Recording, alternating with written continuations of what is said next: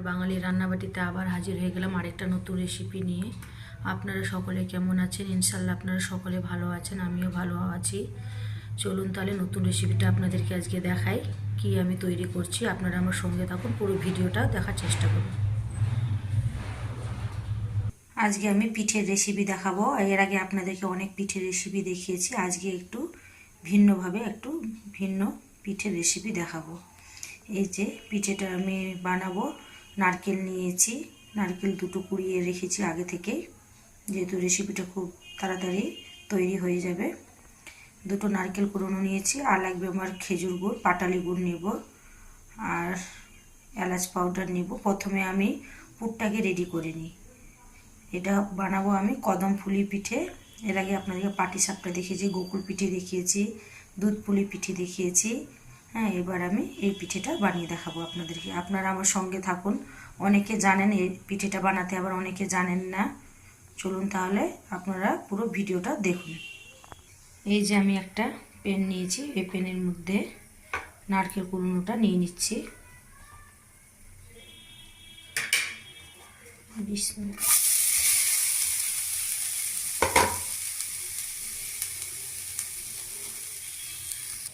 আর আমি দিচ্ছি 250 ml দুধ, 250-300 ml দুধ হবে এটা, গরুর দুধ, জাল দিয়ে রেখেছি আগে থেকে। এই দুধটা আমি ঢেলে দিলাম।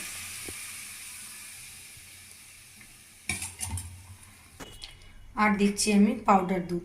এই যে অনেকগুলো পাউডার দুধ নিয়েছি, তাহলে পুরটা খুব টেস্টি হবে। পুরটা ভালোভাবে রেডি করলে, খুব টেস্টিভাবে রেডি করলে পিঠেটা খেতে খুবই সুস্বাদু হবে।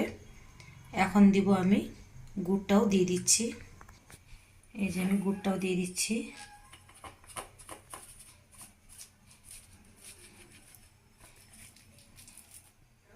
গুড়টা দিয়ে দিলাম। এখন গ্যাসের ফ্লেমটা আমি হাইতে করে দিলাম। এটাকে ভালোভাবে এখন মিক্সড করব।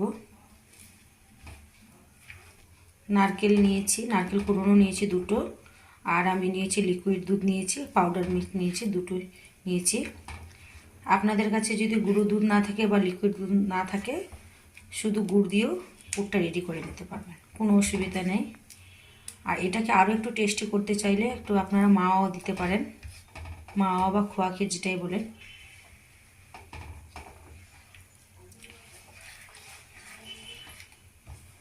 আর আমি দেব এলাচ পাউডার,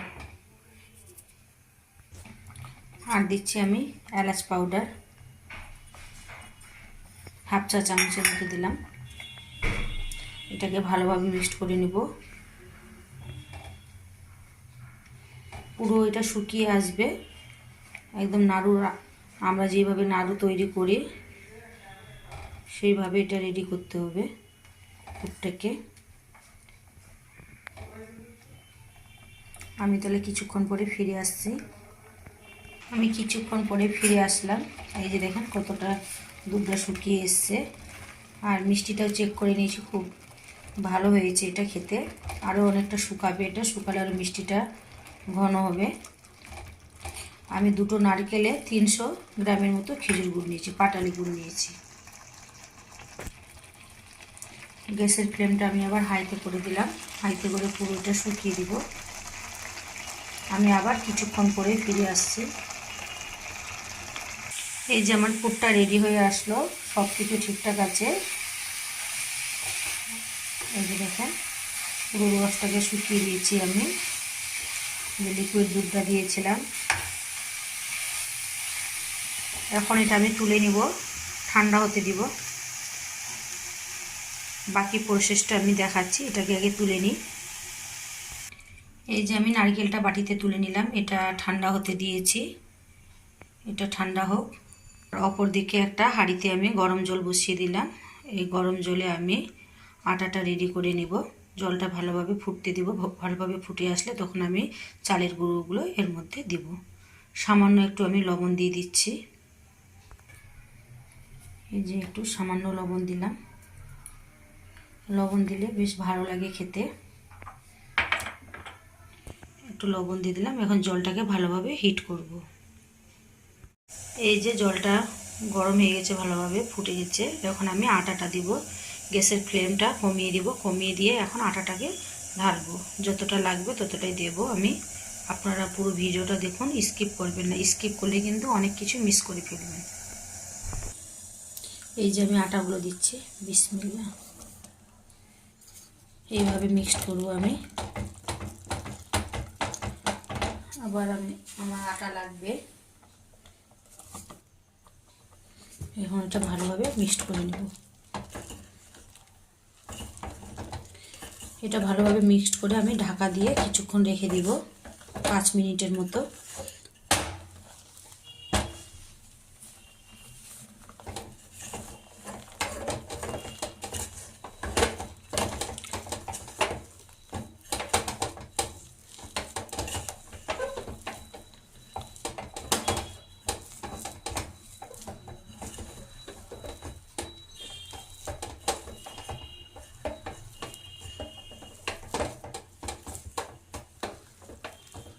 খুব ভালোভাবে মিক্সড করতে হবে,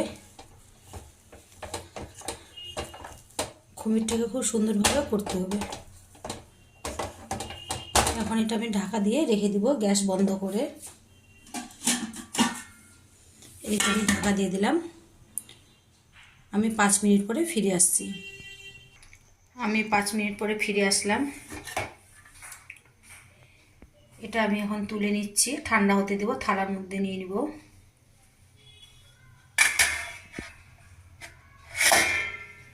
কুমিরটা খুব সুন্দর হয়েছে আমার।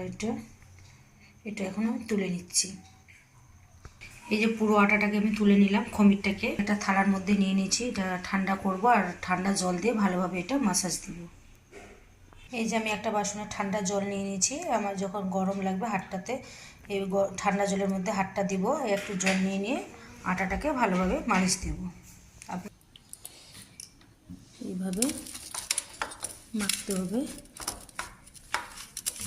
গরম অবস্থায় আটাটাকে মাখতে হবে, ঠান্ডা হয়ে গেলে আবার হবে না। হালকা একটু গরম থাকবে, তখনই কাজটা করতে হবে।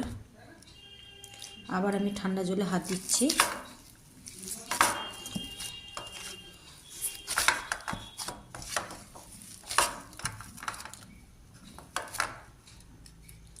এইভাবে খুব সুন্দরভাবে মালিশটা দিতে হবে।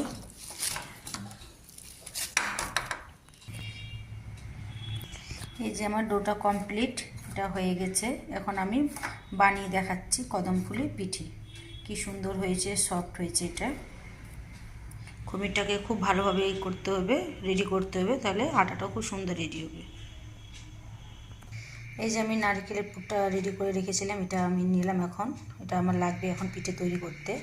আর লাগছে যে বিরিয়ানির চাল, এটা ভিজিয়ে রেখেছিলাম আমি আধা ঘন্টা আগে। এই চালটা লাগবে আমার, যেহেতু এটা কদম ফুলি পিঠে। চলুন তাহলে আমি কিভাবে বানাচ্ছি, আপনারা সঙ্গে থাকুন, দেখুন। এই যে আমি ছোট ছোট বোলের আকারে এইভাবে ছোট ছোট নিচ্ছি।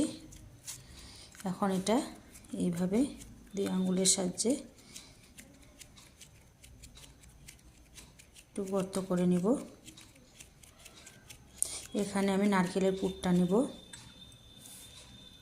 এই যে নারকেলের পুরটা নিচ্ছি আমি।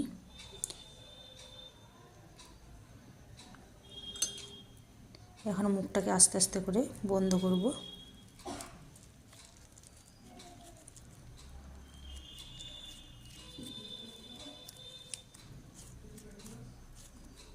এই যে মুখটা বন্ধ করে দিলাম। এই যে মুখটা বন্ধ হয়ে গেল। খুবই কিন্তু সহজ, না জানলে যেটা হয়, আর জেনে নিলে খুবই সহজ।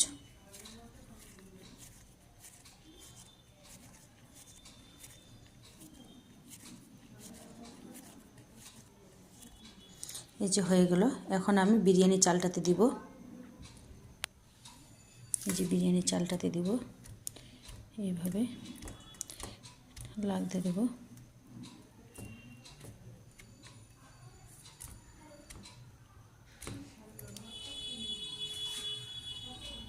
এই যে আমি আরেকটা নিচ্ছি, হাতের মধ্যে আটা নিয়ে নিচ্ছি, তাহলে আমার হাতে সাটবে না।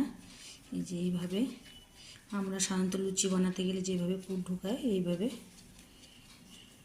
পুরটা ভরে সেইভাবে এটাই করতে হবে। এই যে গর্ত করে নিলাম। আর এই যে আমি একটু পুর নিয়ে নিলাম নারকেলের।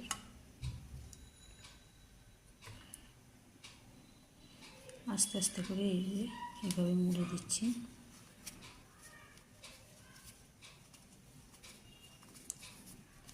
এটা আস্তে আস্তে করে আমি সেট করে নেব, গোল করে নেব।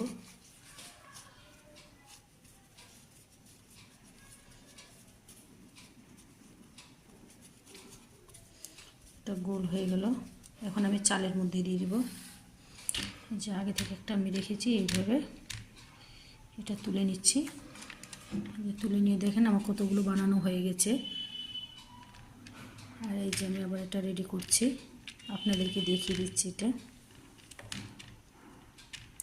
এইভাবে চালগুলো লাগতে দেবো এইভাবে। আরেকটা বানিয়ে দেখাই। হাতের মধ্যে আটা নিলাম,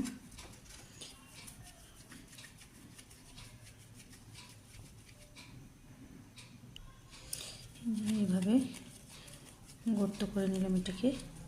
এখন আমি নারকেলের পুরটা নিয়ে নিচ্ছি।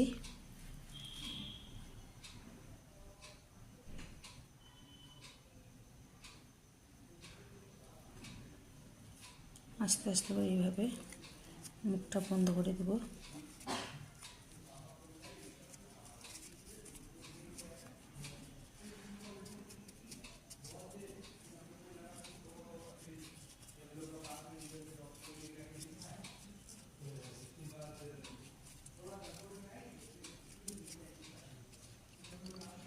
আবার আমি এইভাবে সবগুলো রেডি করে ফিরে আসছি। আর এটা আমি চালের মধ্যে দিয়ে দিচ্ছি। এই যে বিরিয়ানি চাল আগে থেকে ভিজিয়ে রেখেছিলাম।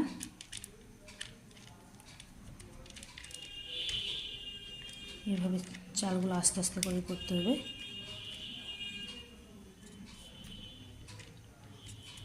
এই যে চালগুলো এইভাবে লাগিয়ে নিতে হবে।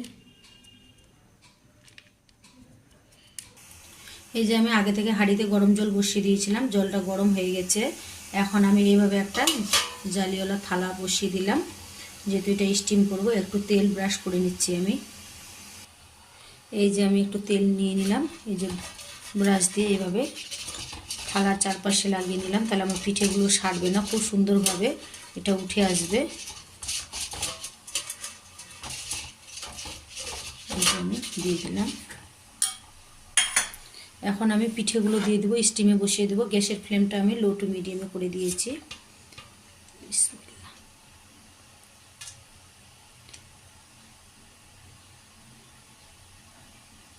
খুব ঘন ঘন বসাবো না, একটু দূরে দূরে বসাবো।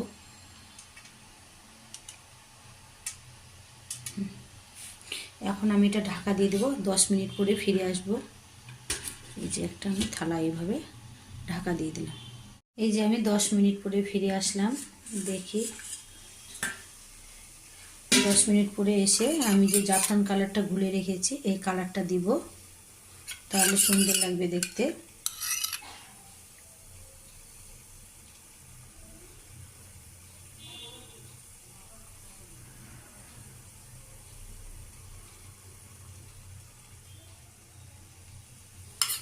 এখন আমি আবার এটা ঢাকা দিয়ে দিচ্ছি, আবার 10 মিনিট পরে ফিরে আসব। আমি আবার 10 মিনিট পরে ফিরে আসলাম। আমার পিঠেগুলো হয়ে গেছে, এটা আমি তুলে নিচ্ছি। কি সুন্দর হয়েছে। এই চামচের সাহায্যে আমি একটা একটা করে তুলে নিচ্ছি।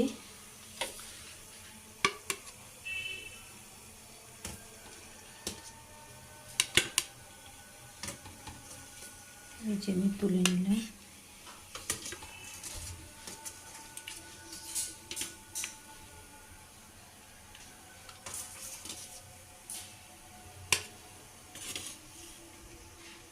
এই যে আমি দেখেন কি সুন্দর লাগছে। একইভাবে আমি আবার ওই বাকি পিঠেগুলো বসিয়ে দিচ্ছি। বিসমিল্লাহ, আবার আমি বসিয়ে দিলাম।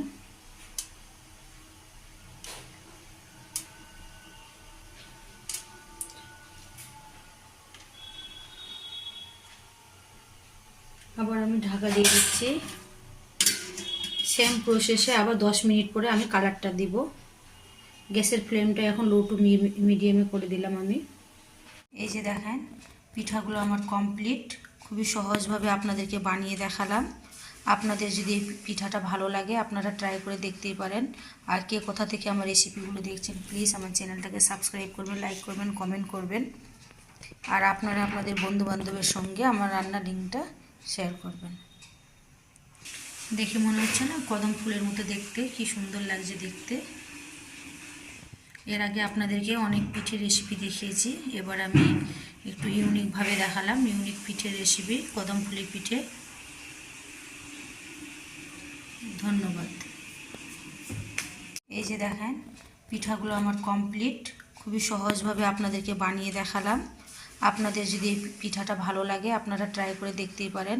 আর কে কোথা থেকে আমার রেসিপিগুলো দেখছেন প্লিজ আমার চ্যানেলটাকে সাবস্ক্রাইব করবেন, লাইক করবেন, কমেন্ট করবেন। আর আপনারা আপনাদের বন্ধুবান্ধবের সঙ্গে আমার রান্নার লিঙ্কটা শেয়ার করবেন।